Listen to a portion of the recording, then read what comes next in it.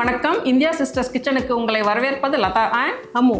அம்மா, ஒரு நாளைக்கு காலையில் எழுந்தால் என்ன குழம்பு பண்ணுறதுன்னு தோன்றதில்லை. அந்த டைமில் கை கொடுக்க இருக்கிறது தான் பருப்பு பொடி. சுடுசாதத்தில் நெய்யை விட்டு பருப்பு பொடியை போட்டு நல்லா பிசைஞ்சு சாப்பிட்டோம்னா சுவையாகவும் மணமாகவும் இருக்கிற இந்த பருப்பு பொடி எப்படி செய்கிறதுன்னு பார்க்கலாம் வாங்க.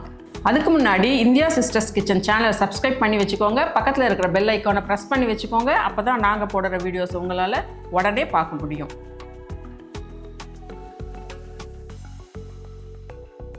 இப்போ முதல்ல அடுப்பை ஆன் பண்ணி ஒரு கடாயை வச்சு அதில் அரை கப்புக்கு கொஞ்சம் மிச்சமாக அப்படின்னா ஒரு 150 கிராம் தூரம் பருப்பை முதல்ல வறுத்துக்கலாம். அம்மு, லைட்டாக வாசனை வந்துன்னு இருக்குது. இந்த அளவுக்கு செவந்தது போதுமா? ஆமாம், இப்போ லைட்டாக செவந்திருக்கு இல்லையா?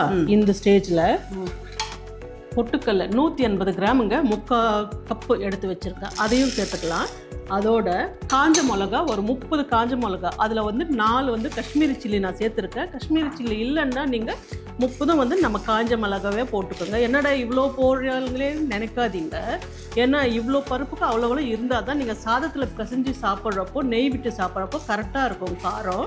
அதையும் போட்டு இப்போ வறுத்துக்கலாம். இப்போ இது செவக்க வறுத்தாச்சுங்க. இதை எடுத்து ஒரு பவுலில் ஆற வைக்கிறதுக்கு கொட்டி வச்சுக்கலாம். அதே கடாயில் இப்போது 1/4 கப்பு வெள்ளை எள்ளு வச்சுருக்கேன், அதையும் வறுத்துக்கலாம்.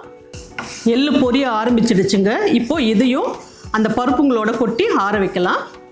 பருப்பு ஆறட்டுங்க. அதுக்குள்ளே நாம் ஒரு கடாயை வச்சு அதில் 2 டேபிள் ஸ்பூன் எண்ணெயை விட்டு காஞ்சதும் அதில் ஒரு 20 பல் பூண்டை நசுக்கி வச்சு அதை அதில் சேர்த்து நல்லா செவக்க மீடியம் ஃப்ளேமில் வச்சு நல்லா வறுக்கலாம். முறுமுறுன்னு ஆகணும், அது வரைக்கும் வறுத்து எடுத்துக்கலாம். இப்போது அதில் ஒரு 20 பூண்டை நான் இதை மாதிரி நசுக்கி வச்சுருக்கேன்.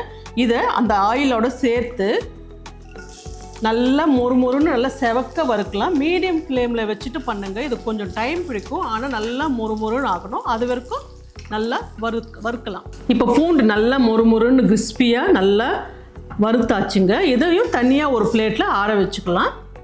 இப்போ வறுத்த எல்லா பொருட்களையும் ஒன்றா சேர்த்து அதில் 1 டேபிள் ஸ்பூன் உப்பை சேர்த்து மிக்ஸி ஜாரில் நைஸாக அரைச்சி எடுத்துகிட்டு வந்துடலாம்.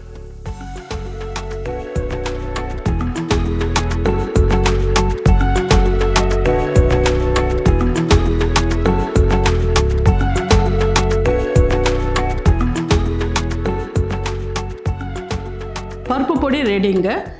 இது நீங்கள் 2 மாதம் ஆனாலும் ஒன்றும் ஆகாது. நல்லா காற்று போகாத ஒரு டப்பாவில் போட்டு டைட்டாக மூடி வச்சிங்கன்னா நல்லா இருக்கும். இது வெளிநாட்டில் இருக்க பசங்க இல்லை இங்கே ஹாஸ்டலில் இருக்க பசங்க எல்லாருக்கும் நல்லா யூஸ் ஆகும் அவங்களுக்கு. இதே மாதிரி நீங்களும் செஞ்சு பார்த்துட்டு எப்படி இருக்குன்னு கமெண்ட்ஸில் சொல்லுங்கள். இந்த வீடியோ உங்களுக்கு பிடிச்சிருந்ததுன்னா லைக் பண்ணுங்கள், ஷேர் பண்ணுங்கள், கமெண்ட் பண்ணுங்கள். இதே மாதிரி இன்னொரு நல்ல ரெசிபியோட அடுத்த வீடியோவில் பார்க்கலாம். நன்றி, வணக்கம்.